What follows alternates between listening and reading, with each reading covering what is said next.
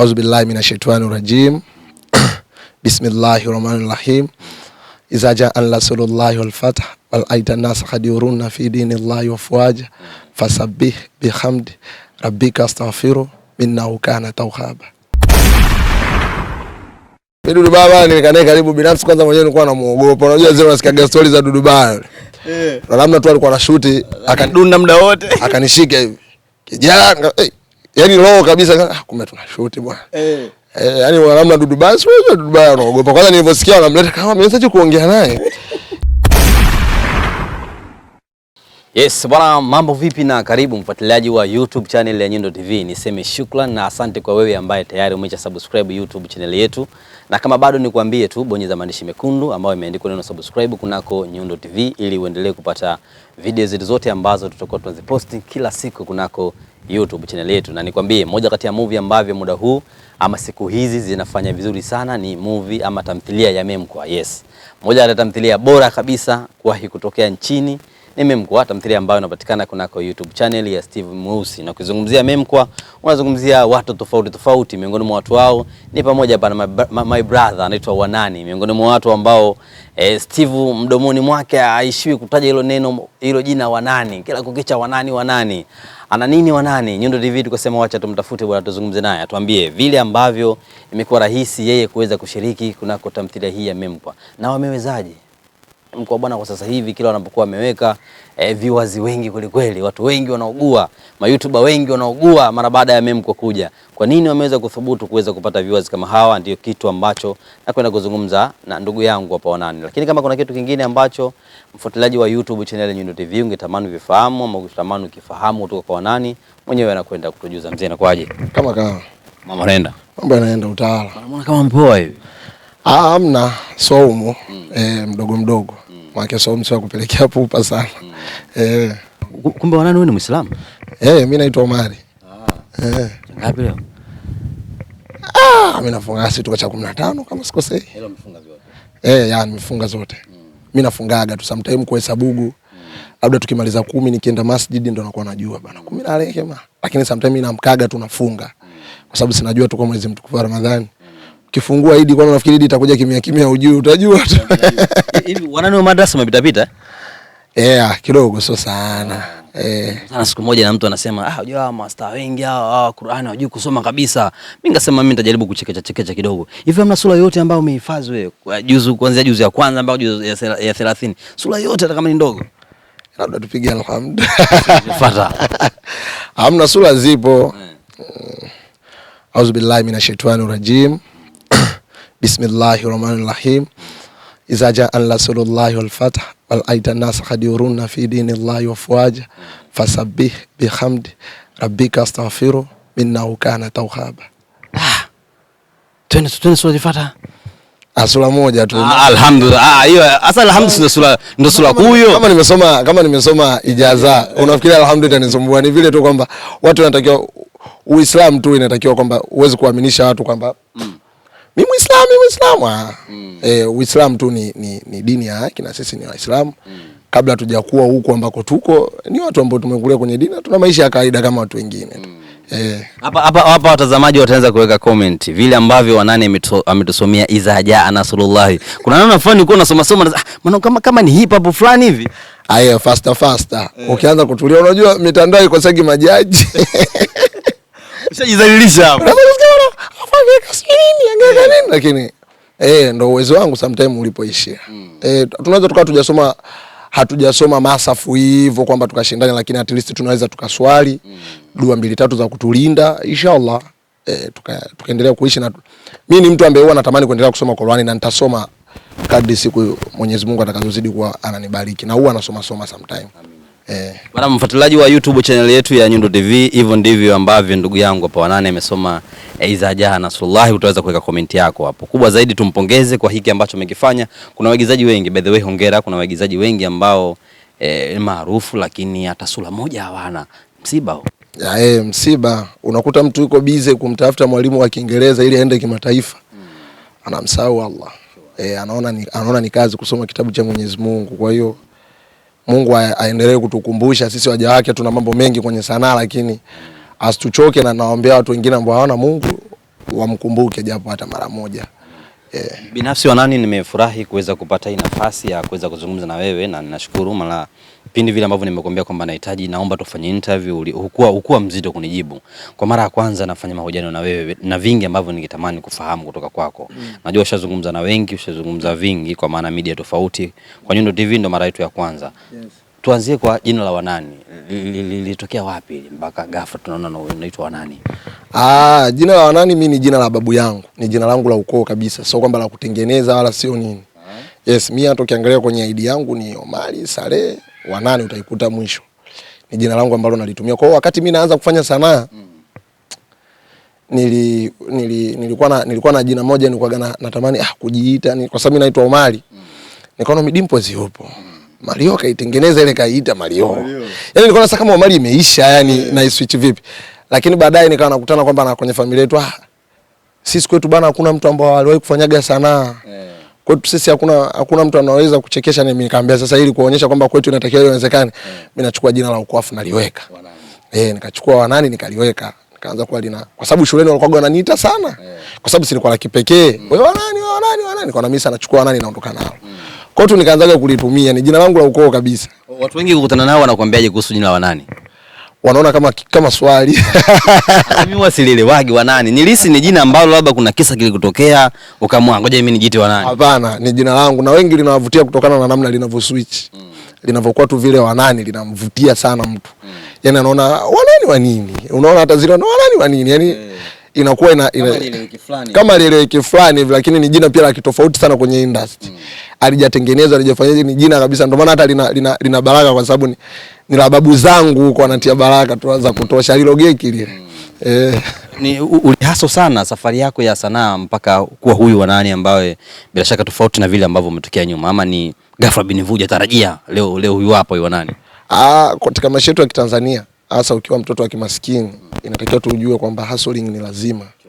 Hakuna namna yoyote unaweza kuzikwepa, kwa sababu hasa watu tuliotoka kwamba wewe ndo unapewa kijiti ukawakilisha familia, hustling ni kawaida. Kwa hiyo japokuwa hustling ni kutokana na kila hustling zina wastani yake. Kuna hustling za Diamond, kuna hustling za Mo, na kuna hustling za Wanani. Yaani kwa mimi kwangu naweza nikasema ni hustling. Nimehaso sana mpaka kuwa hapa na pengine bado naendelea kuhaso, lakini zinaweza zikawa zimepungua kwamba tofauti na za mwanzo na za hapa nilipo, lakini tumestruggle sana mpaka kufika hapa. Changamoto ni nyingi sana. Sanaa hii bana haitaki mtu legevu. Bado unaendelea kuhaso kwa maana bado hujafika? Yes, of course bado sijafika, maana yake bado mimi sijafikia ndoto. Yaani bado sijaweza kuishi maisha ambayo nayawaza kwenye kichwa changu kesho ni yaishi. Maana yake maana yake kama bado hujafikia ndoto, maana yake bado unateseka. Ndoto ni adhabu. Yaani ukiona umejiwekea ndoto yoyote ni adhabu, maana yake lazima ufikie pale. Kwa bado sijakamilisha ndoto zangu, ila kwamba ndo tayari at least njia ambayo natakiwa kupita naiona ina mwanga. Ila bado safari ni ndefu. Wanani ni mwenyeji wa mkoa gani asili yake hasa kabla kufika hapa Dar es Salaam? Bongo, mji ambao ina makabila tofauti. Bana mimi ni mtu wa Katoro Geita. Yes, mimi nimetokea Geita. Japokuwa sio Msukuma, ila mimi nimezaliwa pale Katoro, nimekulia pale. Mama yangu ni Muha, babangu ni Mzanaki, ndio maana unaona Wanani, Mzanaki wa Kiabakari. Lakini mimi nimezaliwa Katoro, nimekulia Katoro Geita. Mimi Geita ndo nyumbani kwetu. Watu wa Geita wanajivunia ama wanatupa moyo yao kusema walau na sisi kuna mtu anatuwakilisha kule. Alafu sasa watu wa Geita wananipenda sana. Mimi ni mtu ambaye naweza nikawa ni mtu kwenye sanaa ambaye napendwa sana kwao. Ndio maana hata ukiona kwenye bio yangu pale nimeandika Katoro Boy. Yes, nikiwa na maana kwamba huwa napenda sana kuitumia jina la home Katoro, nikiwa na maana kwamba yoyote aliyoko sehemu popote anaweza kafika popote pasina kujali sehemu ya yeye alipo. Yaani mtu aliyoko Katoro anaweza kufika hapa nilipo, mtu aliyoko Mtwara anaweza kufika hapa nilipo. Ndio maana huwa napenda kutumia brand ya nyumbani kwamba hata kama kuna mtu yoyote nyumbani aone kwamba huyu hapa mimi ni familia, kwa hiyo mimi ninachokifanya naweza nikafika pale Wanani alipo na sitaiacha Katoro Boy, na ndio maana iko kwenye bio. Yaani huwa napenda sana kutumia kitu cha nyumbani, yani kuwasilisha kule ambako mimi natoka, ili kwa inspire wengine nao waamke. Maana kuna mtu anaona kutokea Geita, tuna wasanii wengine wakubwa tu wametokea Geita, lakini anaona kama kusema kutokea Geita anaona kama vile ushamba. Mimi sio ushamba, mimi Geita ndio imenilea. Nimeacha dhahabu nimekuja kutafuta hela. Mtu anaweza kashangaa. Na mtu lazima anaweza kashangaa kwamba yani mimi nimeacha madini Geita kule kwetu tuna dhahabu nimeziacha. Nimekuja huko ambako kutafuta hela, na kule nimeacha dhahabu ambayo ni hela. Ni mbali kilomita karibia 1300. Umekuja kutafuta hela ambayo hujui utaipata lini kwa huko. Utaipata lini? Sina connection, sina nini, na sijui naenda kufanya nini ili nipate hela. Kwa matumaini ndo kitu pekee ambacho yanatuweka mpaka leo tunaishi. Lakini sana tulianza Geita. Sana bana, mimi nilikuwa nafanya toka nikiwa shule, ila nilikuwa nafanya tu. Lakini nilipokuja Dar, kwa sababu Dar ndo kisiwa cha sanaa. Kwa nilipofika Dar, sikuiweka kwanza sanaa mbele.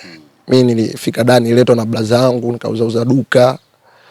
Nikafanya harakati za hapa, nikaingia viwandani. Alakasi, unajua jiji la Dar mpaka kuhakikisha unasimama baba. Sio rahisi. So rahisi baba. Lazima uhaso.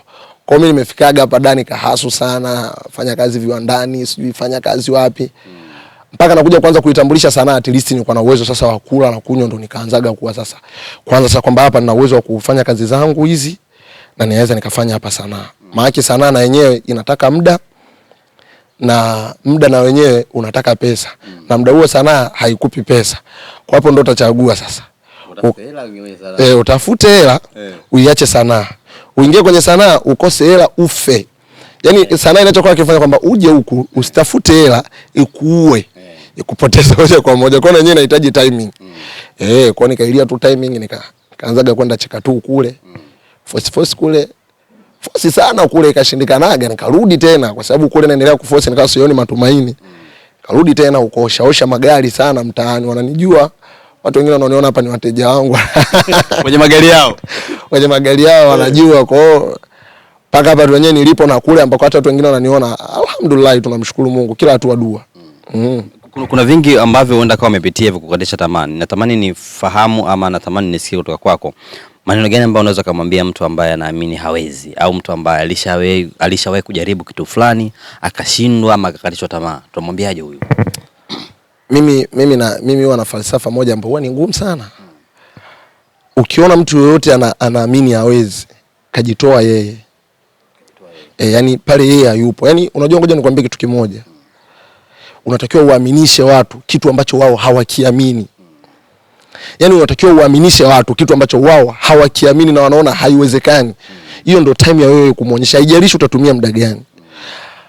Hatutaki kukata tamaa kwa sababu yoyote ambaye unamwona ni mkubwa, Diamond, sijui nani na nani, wote ni binadamu kama wewe, wana moyo kama wako, wana akili kama ya kwako. Kwa kikubwa ni kujituma, kumkabidhi Mungu, kupambana kwa moyo wa dhati na kuepuka tamaa ambazo hazina ulazima. Unajua kuna kijana leo anaanza kupambana, amepata tu 40, ana sendo kali, amepata sushi ngapi, ana kitanda bed kali, ameweka zake sijui TV kali, anang'aa, ana boxer 80.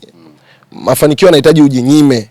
Sio kwamba unakuta sisi hatuvitamani hivyo VTV, sio kwamba sisi unakuta tutamani kung'aa tukaonekana tunang'aa, ila tunajinyima ili tufikie malengo kwamba huku kung'aa kupo tu. Uwezi shindana na fashion. iPhone leo atatoa 17. Wakati unakimbia kutafuta 17 wanatoa 18. Kwa hiyo uwezi kushindana na teknolojia. Wewe unatakiwa uishi kwenye misingi yako, usiwafate watu. Kuna watu wako hapa Dar hatujui, sisi wao wamezaliwa hapa Dar, sisi wengine tumekuja. Unatakiwa kumuiga mtu, ishi kwenye falsafa yako, ishi kwenye ndoto zako. Sometimes kuna msemo unakuambia kwamba dagaa ni watamu sana kama uisikia harufu ya pilau ya jirani. Kwa hiyo hakikisha unakula kile ambacho umekitafuta. Kwa hiyo unakutana na vijana wengi anatamani afu afanye. Unakutana mtu anakuchekewa nani? Bro nani ni support to shoot. Unaview account yake unakuta amepost picha yeye na demo wake. Unaona wewe anaweza unamsupport kwa kipi? Hajaonyesha nia. Yaani sijui unaelewa. Mimi nikikwambia kitu kimoja ambacho ukijui. Mimi nishawahi kumdm Steve miaka nyuma sana. Steve Mosi.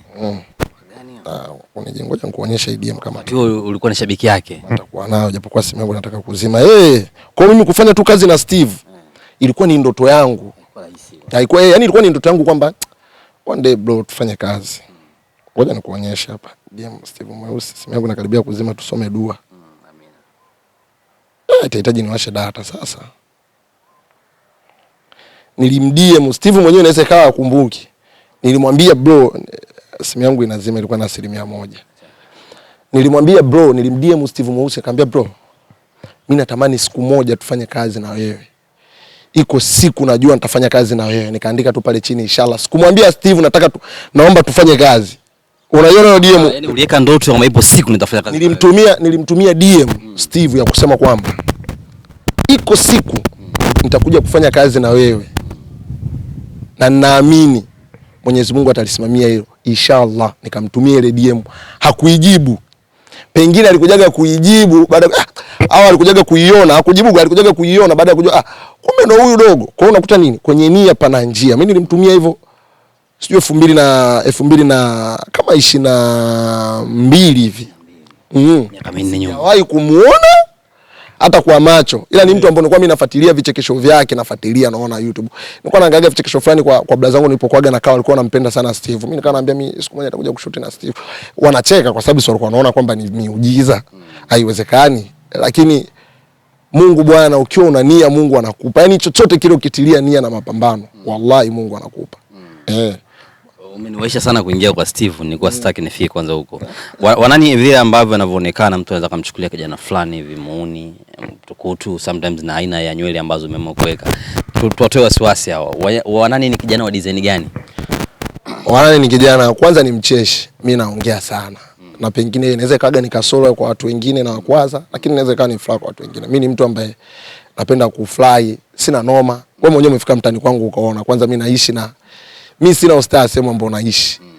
Kwa sababu hata nikipata tatizo lolote wao ndo wanakuja, ndio maana tumepoa huko Kitunda, wala sio aibu eti mimi msanii kwa nini nakaa Kitunda. Hapana, Kitunda ni watu ambao wanakaa watu wa kawaida.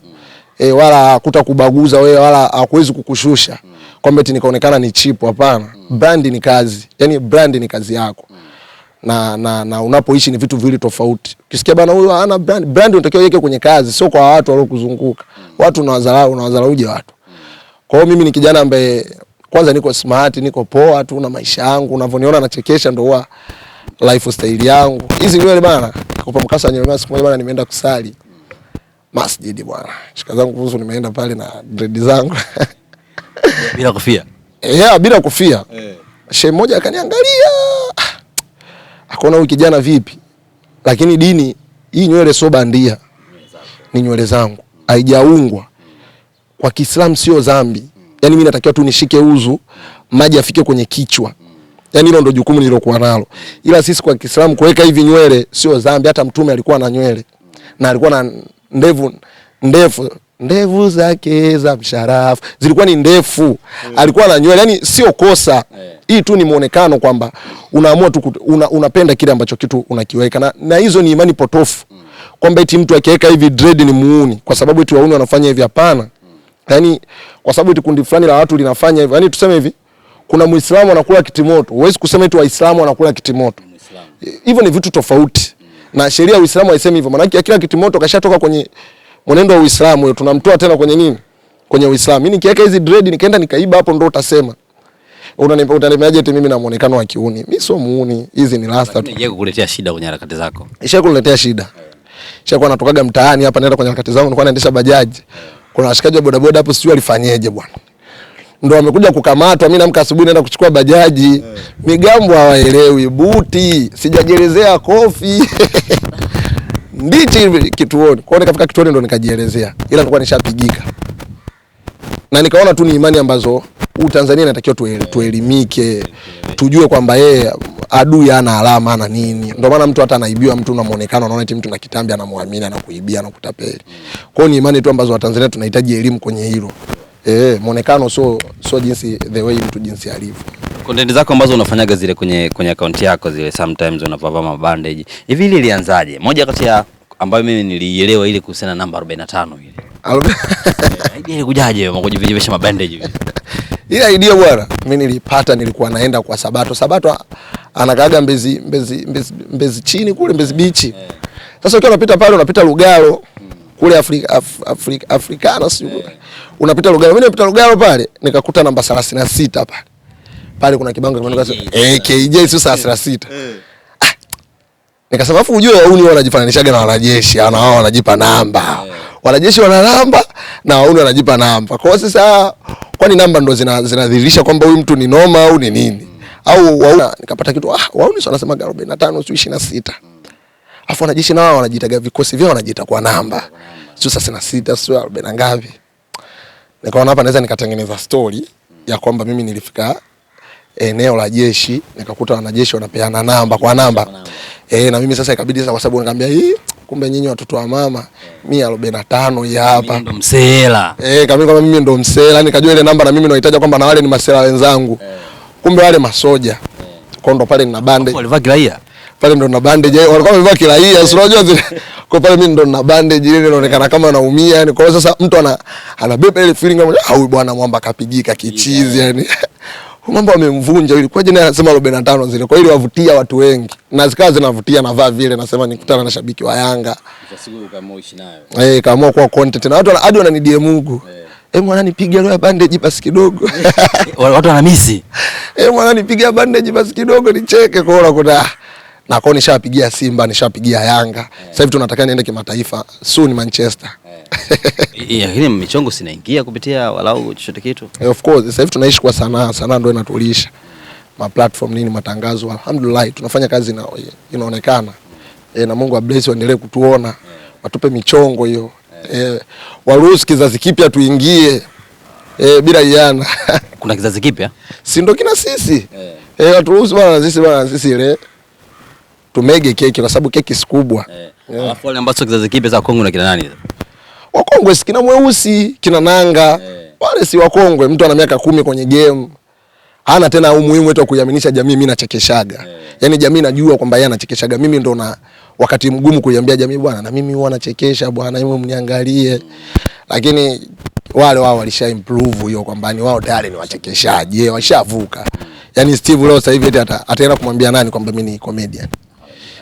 Unajua tu kabisa kwamba huyu ni comedian. Alishafanya hivyo miaka 10 sijui mingapi. Kina Nanga, sio kina Joti, kina Ndalo ndo anaenda sana yeye kwa ni kizazi kile cha katikati. Unajua Ndalo na Steve alianza. Kwa kama na miaka 10 anafuata Ndalo.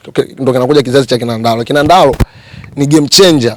Wanaweza kina Ndalo ni kizazi ambacho kinaonyesha comedian kwamba tunaweza tukaishi maisha ya kistar. Tukanunua magari mawili, tukaongea chochote kwamba comedy na hela. Kina Kiledoni ni watu ambao sasa wanaileta generation hii kuichange. Wanakuwa kina Mondi sasa kwenye muziki. Kwamba sikia mimi bila shingapi yani kuna namna Ndalo kabisa anakupigia bana, sikia nani wewe bila hivi na hapa hapo usifanye kazi, anakupa misingi au wanani wanatakiwa uwe na misingi hii, mtu akikucheki hivi na hivi kuiheshimisha industry. Unajua kuna watu unakuta ni mkubwa lakini haujui ukubwa wake. Yeye anafanyaga tu, anaitwa kufanya stand up huko, amepewa 30,000 ameperform. Kwa hiyo unajikuta mwisho wa siku kwamba wewe baba ulichekesha, hapa nyumbani ni changamoto. Lakini kwa hiyo unakuta kina Ndalo vile wanazofanya zile noma, industry yetu inakuwa kwa speed. Alhamdulillah, na sisi tunawaombea. Lakini hii industry wao inaingiza hela kiasi hiki. Akina Ndalo kila siku ananunua magari, kina Steve, japo Steve sio mtu kujisifu sana kama vile Ndalo ambavyo wanafanya. Ninyi ndio miongoni mwa watu ambao mpo nao sasa kwenye industry. Mnaona kwamba industry ina hela kiasi hiki? Wanapata hela. Sisi wenyewe bado hatujapata hela nyingi, lakini hela bwana haijifichi bwana. Asije akakwambiaga mtu. Kwa hiyo wanapata hela, hana duka. Hana biashara nyingine yoyote zaidi ya comedy. Mimi natamani tufahamu siku ya kwanza kukutana na Steve ilikuwaje? Siku ya kwanza kukutana na Steve, mimi bana nilikuwa nafanya show moja ya Said alifanya ile ya special yake. Katika ile show mimi nikakutana na Ndalo. Nikamuomba show kwa sababu Ndalo tuko naye Chikatu. Kaambia bro bwana alikuwa na show kama ya Steve na Ndalo. Nikamwambia bana bro mimi naomba bana nifanye show. Akanambia poa. Akanipa na namba nini, baadaye akamcheki Kidege. Wao utakuja basi na yule dogo. Kwa hiyo mimi nilipokuja na dogo nikamwambia bana tukutanie kwa Steve Mweusi. Mimi sipajui sasa kwa Steve Mweusi. Kwa hiyo Kidege nikakumbuka kuna siku nimpelekea Kidege sikuna na Steve Mweusi, nilimpelekea Kidege kwa Steve Mweusi kipindi hicho mimi nilikuwa naendesha bajaji. Nikampeleka hadi pale. Kwa akaniambia Kidege utakuja hadi pale uliponipeleka. Ndio mimi nikaenda pale na nguo zangu na kufika pale nikamwona Steve Mweusi. Tukaanza safari ya kwenda Kahama. Kwa kwenye gari mule ndio nikagundua kwamba unajua sometimes ukiwa unaona watu unaona blaza kama analomba hivi lakini kumbe nilipopata naye kwenye gari nikakuta tu ni mtu peace sana. Tukapiga story pale, share set ambazo tutaenda kuperform Kahama. Kwa ule pale ndo ukawa mwanzo, japokuwa hatakuwa na ukaribu. Akawa yeye ni mshikaji wake sana na Kidege. Kwa hiyo Kidege akawa akienda pale na mimi naenda. akiongea na Kidege mimi niko pembeni nimechill. Kama chawa fulani. Yani sio kama chawa kwa sababu Kidege si ni mwanangu. Na mimi najua kwamba Kidege ameniacha mbali kwenye industry, kuna watu wanajuana nao. Kwa hiyo ukikaa na Walidi unanukia, mimi yule ni mdogo wangu yake. Bana tunaenda sehemu fulani basi baridi basi mimi naacha kabisa kuendesha bajaji. Tunaenda hadi pale. Akiona ongea naye pale si ananizoea, dogo bana vipi poa fresh. Akaja akaeleza jambo lake la Memko, bwana mimi na jambo langu bwana 1 2 3 hivi na hivi. Mipango ya Memko ilikuwa lini? Unanipeleka speed mzee wangu. Hapo unazungumzia safari unakaa ama nimekuuliza jinsi ya kukutana na Steve sasa tumetoka kwenye Memko. Yaani hapo sasa mimi sikujuana sana na Steve, alafu akaanza kushuti Memko. Yaani tulivyokuwa tunajuana tu ile kwamba 1 2 3 tulipeana namba lakini nilikuwa siwezi kumtafuta na mwambie ni. Na kwa nini ilikuwa rahisi Steve wewe kumwambia bwana naomba ni perform? Alikubali. Alikuwa anafahamu uwezo wako. Alafu hata sikumuomba. Yeye mwenyewe aliniambia. Kwanza alinifollow nyuma kabisa akawa anaona content zangu. Kafurahi Arudi DM ulompaga aliona. Hamna, Steve ananielewa kwenye stand up sana. Nilifanya show moja kali sana Chakatu huko na uaga kwenye mashow kwa ikawa yeye kwake ni rahisi kujua kwamba natakiwa nicheze kama nani. Si anaona mtu wa mapanchi. Unajua sisi tunaandika stand up. Tunawaza sana punch ni kichekesho, yani tunawaza kama punch ni kichekesho. Kwa hiyo tunawaza sana.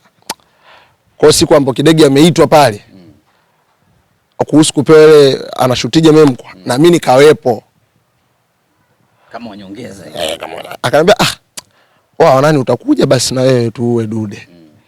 Nikamwambia shukrani sana kila akaniambia poa. Nilikuwa na mara kwanza kufanya kazi na Steve kwenye Memko mara kwanza pale tukaanza ku create. Nikashangaa tu bro amenipa nafasi kubwa sana. Yaani ni Mungu tu kwa kweli. Yeye mwenyewe hata Steve kana kumweza atakwambia tu ni Mungu. Mungu bwana sometime. Yeye ndio kila kitu. Kwa kanipa tu ukubwa na akinipa nagusa na mimi nagusa himo. Kifanya hivi najiongeza nimepiga punch. Fanya hivi. Episode ya kwanza, episode ya dude huko unajua ukiona shoot unaona kama vile haufanyi kitu kikubwa. Ukija mtando unakuambia kwamba wewe waga unafanyaga nini. Madude akana comment ukipitia. Comment bana nani japokuwa nilikuwa tayari na watu IG. Lakini Memko ikaniongezea watu zaidi. Na watu wakawa wananipa. Ukiwatazama hata watu ambao wanafuatilia Memko wananipenda sana, mimi sijuagi hata kwa nini. Unajua ogopa una shoot na mastaa wakubwa afu watu wakakukomentia. Wewe unapenda hiyo juu kwa nini? Yani naonaga watu mimi mashabiki zangu basi wananipenda sana. Hujawahi kujiuliza? Yani sijawahi kukutanaga na comment ya mtu akaniambia tu sijui nani nini. Na akitokea atashambuliwa. Yani kitokea akinisema kwa ubaya tu atashambuliwa sana. Bwana sio nini. Kwa hiyo unakuta nini? Sometimes bwana ni Mungu tu. Kwa sababu unajua Memko na mastaa kubwa na anafanya poa. Watu wakikuona unakuta hata nisiposhoot naona kama sasa hivi si shoot sana ile ya kuwa na Steve nini. Character ni kama imebadilika hivi. Sichezi sana nakutana na hizo comment mpaka DM wanahisi kama vile mimi ndo nimeamua. Kumbe maskini ya Mungu mimi mwenyewe tu ni actor, naambia wanani shoot hapa shoot pale. Hapa hivi tulia hapa shoot pale. Kwa mimi mwenyewe nafuata tu maelekezo. Unakuta wananiandama. Sasa hivi bwana umdisi Steve bwana kane karibu si tunataka umdisi bwana mbona umdisi. Kwa unakuta zinanizonga sana. Kwa unakuta naona wanataka nini. Kwa hiyo simu moja naambia tutapiga tu. Mimi mwenyewe binafsi nitamani nikuulize ile swali. Mbona Steve amekuweka karibu sana kuanzia darasani unapokaa hadi sometimes kwenye mazungumzo yake lazima wananuti neno. Kuna ukaribu wote kati yenu ambao umepelekea mnakuwa vile na bondi fulani hivi ama imetokea tu? Swali ambalo nitamani nyinyi nikuulize hilo. Imetokea tu ni kakaangu. Unajua Steve ana roho ya kuwasupport watu ambao wanania. Hiyo niliweke wazi. Na ndio maana unaona Steve ukifuatilia historia yake kuna watu wengine walikuwa wadogo kawainua. Ana roho hiyo na sometimes ndio maana hata Mungu anakuwa anambariki kwa sababu anapomsaidia mtu kama Wanani kunipa hiyo opportunity ya mimi kuonyesha kipaji changu. Kwa sababu huwezi tu kusaidiwa kama una talent. Kwa anaponipa hiyo nafasi anakuwa amesaidia vitu vingi. Familia, mimi na mtoto na mama nyumbani huko. Kwa hiyo unakuta tu labda anafanya tu kwamba okay, ngoja dogo aondoke. Lakini mimi nikipata zile endorsement matangazo kupitia labda Memko au kupitia yeye, hizo ni baraka sana. Na ndio maana hata unakuta mtu anafanya kwa ukubwa kitu kwa sababu ya utoaji wake. Kuna mwingine anaanza kuona dogo underground, dogo ataniambia nini, bado sana, anakuwekea mipaka. Lakini Steve na Ndalo wote wawili, na ndio maana hata ziliweza kumechi. Wanaloza kizungu sana. Watafute watu walowazunguka watakwambia. ni namna tu yeye mwenyewe akiona kwamba wewe una nia. Yaani shida sio kwamba unaweza kumlaumu Steve. Kumbe wewe hiyo talent una. Hicho kipawa wewe, hicho kipaji una, hicho kujituma wewe hiyo hauna. Mimi Steve yani mimi ni kaka yangu. Nikikosea hata nje na shooting ananipigia simu. Ananisema, wanani hapa 1 2 3 unazingua. Kaa kwenye mstari. Nanga anakudia sasa hivi unafeli sana content. Kaa kwenye mstari. Unaona kabisa hii kumbe mimi wa brother ni wanaishi na mimi kama ndugu yao kabisa yani. Kumbe wanaona ninachokifanya. Kumbe wanaona mimi ninachokifanya nikienda tofauti kabisa yani unaona Steve anakuita na kukanya na kufanya nini? Mimi ni kwa sababu mimi ni binadamu. Lazima nikosee. Lazima niwe na kasoro zangu. Sometimes unakuta unavumilia kasoro zako. Mimi unaendelea tu kuforce unaona shukrani sana brother. Sometimes siwezi kumlipa leo au naweza nisiona cha kumlipa au naweza nikaja nikasahau fadhila lakini Mungu hawezi kumsahau. Sure. Memko kwako ni dude la aina gani hasa kwenye maisha yako, kwenye maisha yako sana? Mimi Memko naichukulia kama platform. Ni sehemu yangu ya kuonyesha talent. Ni sehemu yangu ya kukua mimi kisanaa. Na ni kitu kikubwa kuliko chochote, kuliko pesa, kuliko chochote kile. Ni sehemu ambapo mimi naweza nikaonyesha talent yangu. Ndio maana naweza nikaumia sana kama nisiposhoot kuliko kuumia kama nisipopewa hela.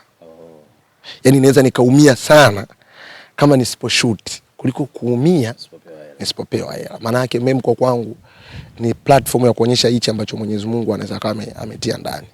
Yes.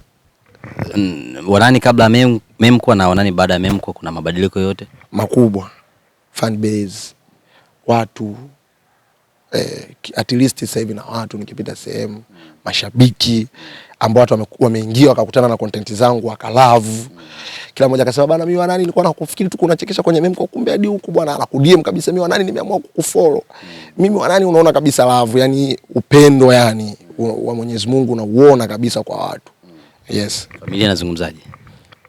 Alhamdulillah bi mkubwa kuna namna huwa anatamani aliniambia afu ni rekodi nitakuja kumuonyesha Steve. Kuna namna kabisa bana mimi natamani siku moja ni mamangu mimi ni shabiki wa Steve Mweusi. Natamani bana siku moja ni muone bana huyu kijana. Kwa hiyo unakuta mimi Steve ni japokuwa tunashuti naye ila ni bosi wangu yani nina mipaka. Siwezi tu kufika na beti mama natakiwa kuone. Kwa hiyo unakuta tu yeye mwenyewe anafurahi kule anamwombea dua kwamba ana support kijana wake. Amenipa platform na pambana hivyo. Yes. Hivi mnatumia script kwenye kuongea? Hapana, eti kwamba eti tumeandika. Tunaoshoot mule yote ni macomedian. Mule ni genius tu. Sasa wewe wakati unaongea mwenzako amekaa kimya. Wakati yani kwanza je unapojua wanafunzi tumezoea panapokuwa pamekaa wanafunzi kuna utoto mwingi ama kuna ujinga mwingi. Lakini mko tofauti kwenu, nyinyi mnaongea kwa mpango, huyu anaongea neno linasikika. Alafu sasa ngoja nikwambie, alafu unajua ujinga wa nguo za shule bwana. Wanasemaga ni kama nguo za jeshi. Ukizivaa tu the way unafanana na mwanafunzi. Kuna namna hadi Steve ana mind, kaeni kimya, sisi tunapiga kelele. Yaani unajua kama watoto. Nyinyi mkaeni kimya. Mbona huko amnyamazi? Yaani unakuta ni nature. Lakini unakuta script unakuta kama vile akifika na bebana sikia. Tunapoenda kushuti tunashuti huyu atafanya hivi, atafanya hivi, atafanya hivi. Unakuta naye ana kitu pale akifika pale atamuita bana Kidege. Na kitu hichi na hichi, unajua Steve ni mtu ambaye hata wewe anakuamini. Yaani achilia mbali na ukubwa aliokuwa nao. Lakini atakuita wanani, hebu njoo usikilize hichi. Kimekaaje? Ongezea kitu na unaongezea na kichukua na eka. Adharau kitu na ndio maana hata anafanikiwa. Cha mtu yoyote. Yaani otherwise wote ongea kitu ambacho watu wanaona kina mantiki. Ni comedy. Kitakuwa noma. Anaweka na ndio maana hata anaweza kufanikiwa kwa sababu anapokea mawazo ya watu. Sio ile kwamba eti mimi ndo mweusi babu. Yaani mimi ni mkubwa na na miaka 10 wewe wanani utanishauri nini? Kwanza utoboi. Ila Steve ni mtu anamsikiliza mtu yoyote yani. Yaani awe nani awe hadi unasikia hata wazo la Memko kalipokea kwa shabiki. Maana ni mtu ambaye anawasikiliza hadi mashabiki zake. Ana comment anasoma comment. Anaweza tu asijibu lakini akaona umeongea point. Wazo la Memko limetoka kwa shabiki? Limetoka kwenye comment wazo la kushuti Memko. Kwa nini usikie kama Memko? Akabana shabiki tu alimpa mawazo bana. Steve unatakiwa sasa hivi kwenye ushafanya sana hivi vichekesho vya unatakiwa ufanye kitu kikubwa. Kusanya watu. Bana ukifanya kapata kitu. Kwa sababu nani comedian wenda shabiki tu aliongea kwa udogo lakini sasa si comedian tunahitaji tu upate premise yani kichwa cha habari ili uimalize hiyo kazi. Nikutana na comment moja kwenye hapo mzungumzo swala la comment na shabiki. Kuna mtu mmoja anasema hii meme kwa kama imetoka kwenye Last Chance. Unakumbuka kuna wale ndugu zetu kina Chinga wale. Na wao na kazi yao kama ya shule wanavaa uniform ambazo walau zitaka zifanane na hizi zenu ambazo ninyi mnavaa. Wao kidogo na nyeupe fulani kuna kama nyekundu fulani. Imekaje?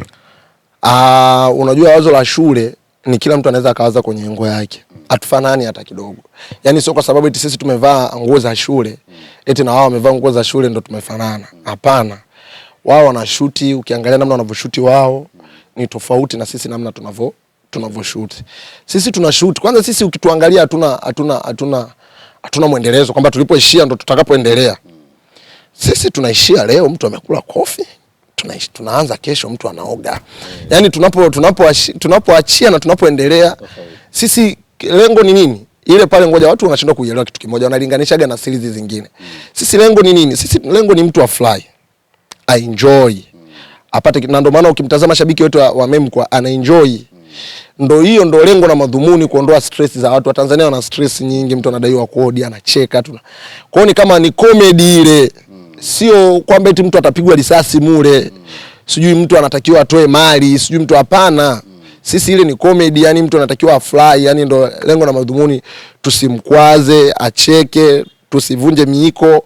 Maisha kama ya shule, mtu akiangalia apate nakumbuka shuleni ilikuwa hivi na hivi, yani apate zile feeling, namkumbuka mwalimu fulani, shuleni nakumbuka nikutaga na tukio. Sisi ndo kitu ambacho ndo nia na madhumuni ya meme. Huwa mnapangaga yale matukio kwa pamoja? Anaweza yoyote mule anaruhusiwa kuleta idea yake. Naweza nikampigia simu bana, Steve, mimi nilikuwa na wazo hapa, mtu akitoka hivi basi kitu hilo ngoja tulifanyie kazi. Ataenda atamshirikisha Ndaro, likipita alhamdulillah wanaongezea kitu linakuwa kitu, mnashoot.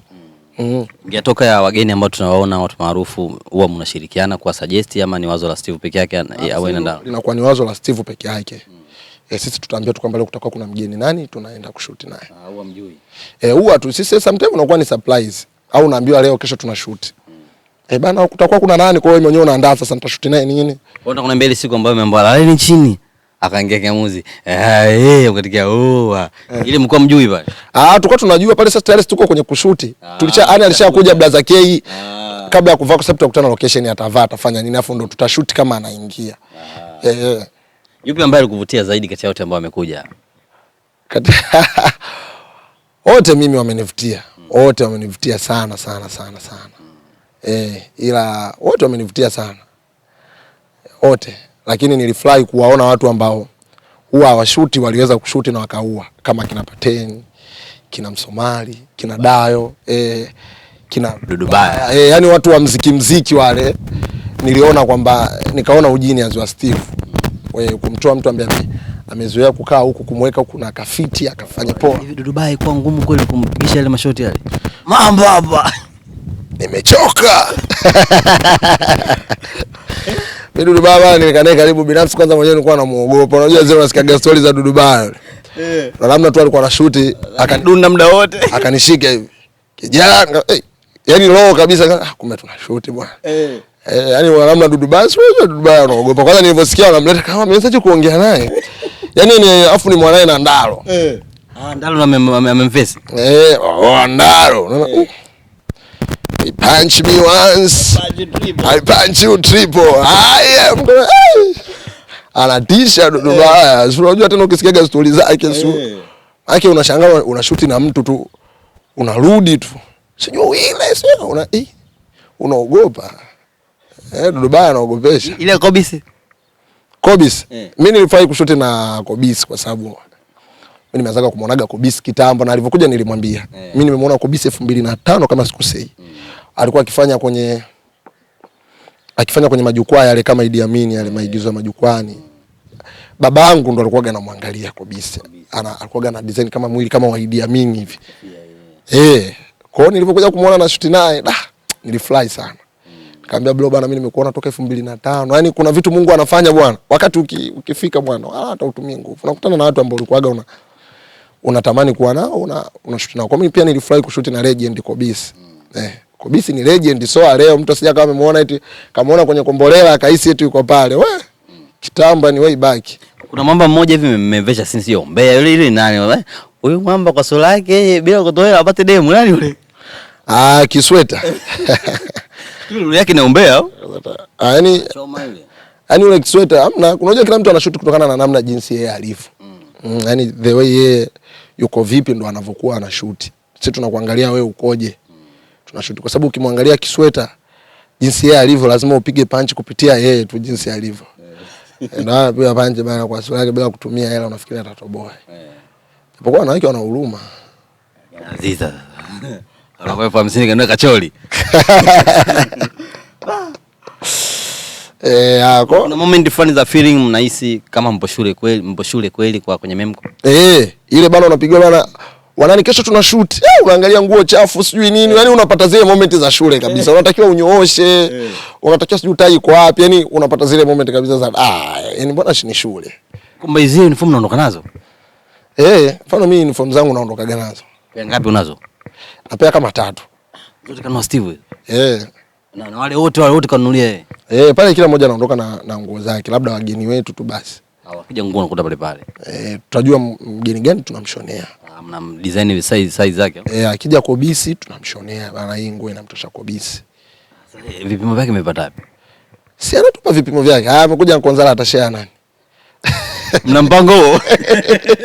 Angoza tumtarajie? Lazima tumshonee. Watakuja wote watapita wote. Wote watapita. Na Kobisi mlikosa shati au ilikuwaje?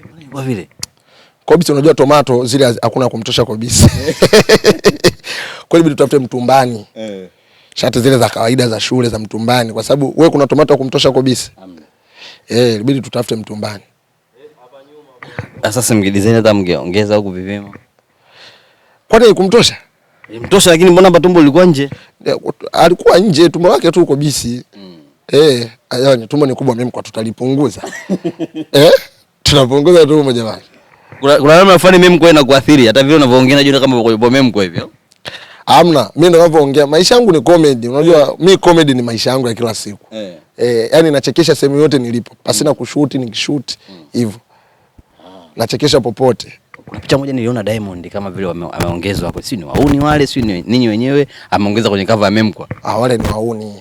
Lakini Simba bana sisi si vijana wake bana tunajituma. Na sisi tunasupportigi kazi zake. Tunatokeaga nini kwenye ma-challenge nini. Wala hata sio kujishusha wala hata sio nini. Siku moja tu haja tu bless bana Simba. Bless dude letu sisi kina wanani watu wadogo tukiona kama tumeshuti na Simba. Maisha yetu kwa sanaa itakuwa ni kitu kikubwa ambacho hakielezeki. Tukoje kumwambia mtoto wako unaona ni shuti na mnyama, usiakuwa mdogo. Kwa hiyo bana sisi wenyewe tunamwombea bana Simba bana 1 2 3 ile aje kwenye Memkwa tufanye kitu. Tutarajie siku tutamwona Diamond kwenye Memkwa. Alafu sinaona mimi Diamond na mabosi wangu mbona wakogo sawa. Hata juzi tu ile walivyoposti kile kipande cha changanya tende na maziwa. Ile kubwa ile. Si unaona alicomment kama ajabu. Alafu Simba anaga noma unajua na vijana wake. Mradi tu unajituma, unajipambania. Ana support vijana. Kwa hiyo sisi wenyewe tunamwambia bana Simba njoo Memkwa kwani kuna nini? Njoo tu bless wadogo zako nini fresh. Karibu shilingi ngapi? Alafu sasa unajua mtu kama Simba yule pale. Sometimes pesa sio. Unatengua kauli. Unajua kwa Diamond pale anaweza akaamua tu kwamba wadogo zangu hawa tuondoke. Kwani vitu vingapi Diamond ambavyo amefanya hakutegemea pesa wala nini. Ila atakuwa amefanya utu mmoja wa ajabu sababu nikiangalia platform ya Memkwa ina watu wengi. Na maana kila mtu atakuwa ameenda pale. Itakuwa ina vijana wengi ambao tunajitafuta. Kuna kina sisi ambao tunajipambania nini. Kwa hiyo ni kuamua tu kwamba bana Ramadangote njoo tuue. Kama ungepewa nafasi umchagulie benchi, Diamond anakuja akae wapi? Tumtoe nani akae yeye? Diamond atoki mtu. Tumsogeze nani mradi apate kukaa?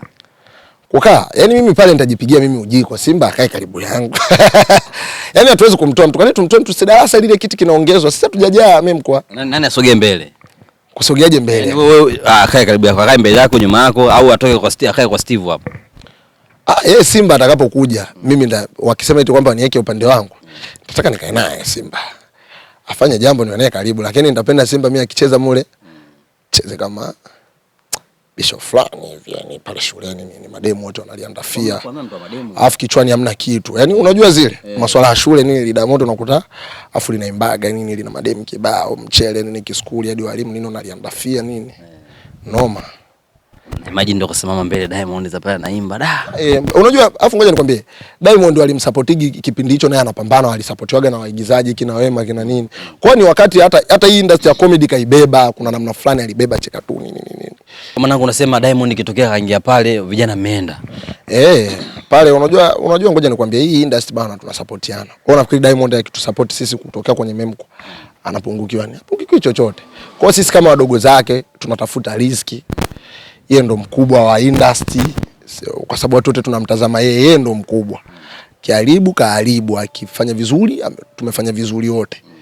Kwa hiyo sisi tunamuomba bana Simba dogo zako uje utusupport upite kwenye limem kwa nini? Hata sini ya dakika ngapi tu. Papa sisi watu wa industry ya comedy tunasupport, tunacheza challenge, tunacheza nini? Yoyote Diamond, Harmonize, Leivani, Mario wote wakubwa tu wanaweza wala inakuwa haijapungukiwa na chochote wala unakueti haujajishusha kama watu wanavyodhani. Unajua watu wanakuwa na imani potofu eti mtu kushuti meme kwa umejishusha na nini. Sisi wenyewe kwenye upande wetu tuna kijiji, tuna watu milioni 5, watu milioni 6, sio kitu kidogo. Ukija mkubwa huko kitusupporti. Sometimes sisi wenyewe jambo lako tunakusupport. Diamond anasema tumpe milioni 100 tunaweza tukawa hatuna au anaweza wakawa nayo lakini kwa nini milioni 100 kati sisi wote ni wa Tanzania? Tunafanya hichi kwa ajili ya Tanzania kupitia Diamond Memko ikavuka mipaka. Kwanza nilikuwa na mpango na nani? Nilikuwa na mpango ni mshauri Steve tuweke zile titles za Kiingereza kwa sababu mimi nakutana na watu wengi wanani DM sio wametoka wapi? Wanaona kitu kinapendwa wengine hawaelewi lugha. Kwa hiyo nilikuwa naomba subtitle unapokuwa unatembea. Subtitle kabisa nimebeba hapa. Bana Steve Most tuweke subtitle kabisa zile za lugha pale mtu akiongea ili tuweze kuchekesha kwa sababu sasa hivi Memko ni tumeshavuka mipaka ya Tanzania. Tuna nini? Tuna Kongo, tuna Warundi, tuna Kenya, sijui wapi kule. Kwa natakiwa tu tunaweka subtitle tutafute huyo mtaalamu. Kwa Simba akipita pale inaweza kama ni njia sisi kuingia ndicho huko na Nigeria tukapambana nao kwa sababu sasa hivi content ndio ameshakuwa maisha ya vijana wengi hapa Bongo. Kwa ni namna alishatusupport tukafika hapa. Sisi bado hatuchoki kumuomba kwamba anaona vijana wake tunapambana, kina Ndalo, kina Steve, mabosi zangu wanapambana kila siku hawachoki, wanashuti. Sisi wenyewe tunajitafuta huku maskini ya Mungu huku tunapambana. Kwa hivyo tu atie mkono. Wallahi Mungu atamjalia. Tumalizie. Ni mkutana na comment moja nilimuuliza ndugu yangu huyu Ngadu na kuuliza na wewe. Jana nimekutana na comment watu wanalalamika. Kwa nini mwalimu anavaa heleni? Ndalo. Ni mwalimu mnafanya kitu kikubwa sana kumna present elimu ya watu wazima, lakini kile ambacho nakifanya Ndalo ni sahihi. Tunagomanisha na bosi wangu, si ndio? Ni mawazo. Hapo unaongea kama shabiki sasa. Hapana, ngoja nikwambie kitu kimoja. Vile ni vipuli. Unajua kuna utofauti mkubwa kati ya heleni na vipuli. Na mtu hajatoboa sikio wala ni. Vile ni kacha tu ambavyo havitoi kitu chochote. Sisi tutakachokiangalia ni elimu anayoitoa Ndalo. Atuangalie kitu alichokuwa nacho Ndalo. Yaani utaki kuangalia kitu ambacho wanani yuko nacho. Hicho ni Watanzania wengi ambao wako nacho. Msanii unakaje kitunda? Msanii sijui unafanyaje? Tunakutana na hizo changamoto nyingi. Pasipo kujua sisi ni binadamu. Angalia kama kuna material Ndalo ametoa ni mabaya, yanauzi au haendani na misingi ya Kitanzania au yanaharibu mtoto yoyote, sawa. Lakini hiyo nyingine ni kacha tu, ni mtu yote anaweza akapenda kama vile ambavyo mimi nimeweka labda naeka dread, anaweza akataka kuweka vile na wala sio kitu kibaya. Sisi tunaangalia material na maneno ambayo Ndalo anayatoa. Yes. Hicho ndo kitu cha kuzingatia. Lote la mwisho la kumalizia. Lote la mwisho la bana ni kuwashukuru tu mimi mashabiki zangu ambao wamekuwa kimsupport Wanani kwenye platform zote, kwenye mitandao yote.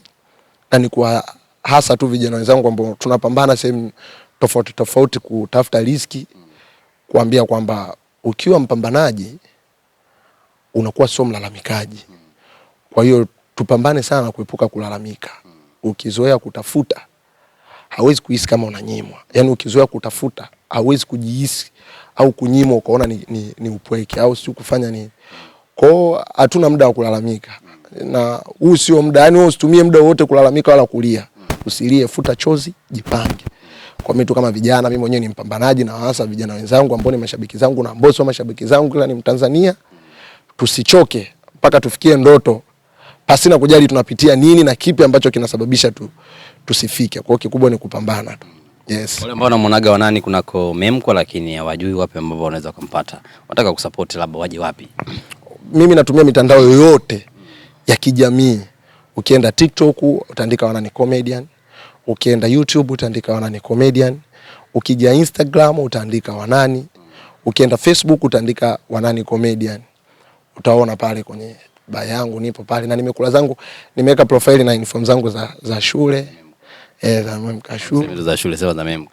Shule ndio hivyo sasa tushakuwa tunasoma. Yaani kuna mtu anapigiwa umechelewa. Yaani sio, yaani ni itikadi zote za shule. Mbona hujafika? Umechelewa. Acha kupiga kelele. Si ndio itikadi hizo za shule. Mbona hujapasi? Yaani mbona huna mkanda? Mbona huna tai, tulikupa tai tunashutije? Yaani ni shule tayari hiyo. Ukienda pale kwa sababu tena mimi kwangu ni shule hasa kabisa kwa sababu najifunza. Maana na mimi pengine labda baadaye nitakuja kuaga na kamera yangu, utakuwa na waigizaji wangu, kwa naona namna wanavyoshoot, namna wanavyotengeneza script. Yaani mimi pale kwangu ni shule kabisa. Najifundisha kuona kamera, kuona pose, kuona mablaza wanafanyeje ili kesho wao kijiti kikipokezwa bana Wanani kijiti sasa unatakiwa ukiendeleza. Kwa sababu kuna muda utafika mtu hawezi, hata Diamond hawezi kuja kufanya milele. Kwa kuna muda ukifika tayari ameshaacha alama tayari. Yaani ukimzungumzia Mondi, unazungumzia kina Rayvanny, unazungumzia kina Harmonize. Amekuza, wamekuwa na sio rahisi. Na ukitaka kujua sio rahisi, angalia wao wanavyohangaika kuwakuza watu. Tayari ni alama. Kwa unakuta ni time, unakuta wanao hawajafikia time ya kufikia kuacha watu. Ila unakuta labda wanalazimisha. Kwa time ikifika na wao itafika stage Rayvanny naye anaacha alama. Itafika stage naye Harmonize naye anaacha alama. Ana watu ana nini hivyo, yani ile jamaa hata likiondoka sasa tayari na Harmonize kuna Rayvanny kuna nini. Kila mtu tunajivunia watu wengi wapo. Watu wengi wapo. Kwa hiyo unakuta vitu vingine, unakuta hao wanafungua labda vitu vinakufa, wanaona kama vile wasanii labda wanawatupa, wanafanya nini. Ni wakati. Wakati ukifika kwamba unatakiwa ufanye noma, inakuwa hivyo kwamba sasa unatakiwa wewe uache alama. Lakini tayari kina Konde amemwacha Ibra anafanya vizuri. Na nini naye na msanii wake sasa amemwacha na msanii wake. Japokuwa analalamika ajala nini, lakini ndio hivyo fama. Bwana mimi nashukuru sana kwa time yako mzee wangu, nashukuru kwa ukarimu wako. Pamoja sana ndugu yangu. Bwana ni exclusive interview na ndugu yangu hapa anaitwa Wanani, mmoja kati ya wasanii wa comedy ambao wanafanya vizuri sana kwa siku za hivi karibuni, kama sio kwa siku za sasa. Kama wewe ni miongoni mwa watu ambao wanatazama hizi comedy, kwa hakika jina la Wanani ama sura hii sio ngeni kwako. Wanapatikana kunako series inayopatikana kwenye YouTube channel ya Steve Mweusi, inapatikana inayotambulika kwa jina la Memko. Ifuatilie kunako YouTube channel ya Steve Mweusi na mengi tumeyazungumza kubwa zaidi kuhusiana na sanaa yake na walau kwa uchache maisha yake. Kwa yote ambayo tumeyazungumza, kwa vile ambavyo unamfahamu Wanani kwa kumsikia ama kwa kumtazama, usisahau kuacha comment yako kwa chini hapo. Hebu tuambie vipi ambavyo unafurahishwa na uigizaji wake, ama wapi ambapo ulikoshwa na vile ambavyo alipokuwa ameigiza. Lakini msafara wa mamba na kenge wakosi, sio wote ambao watakuwa wamempenda. Vivyo hivyo wapo watu ambao watakuwa wamemchukia, watu ambao hawampendi, watu ambao wameboreka na vile ambavyo vyote ambavyo alishawahi kuvifanya. Tuambie kwenye comment hapo, Wanani siku fulani ulivyofanya hivi, sehemu fulani ulivyofanya hivi, kwenye episode fulani mimi sijapenda. Atatafuta muda wake mwenyewe, atakuja kusoma hizo comment, huenda akabadilika kupitia comment yako. Mwisho kabisa nikwambie, kama ndo mara yako ya kwanza kutazama video hii kunako YouTube channel yetu Nyundo TV, usisahau kusubscribe. Hivi ile shule ni shule gani ile? Ambapo tunashutia? British. Kama shoot hadi usiku. Sometime. Inategemea, kuna muda tunabanana changamoto, mara umeme, mara nini hivyo. Kuna wanafunzi wangapi? Jumla ya wanafunzi wote tunaweza tukafika 50. Nashukuru sana. Shukrani sana.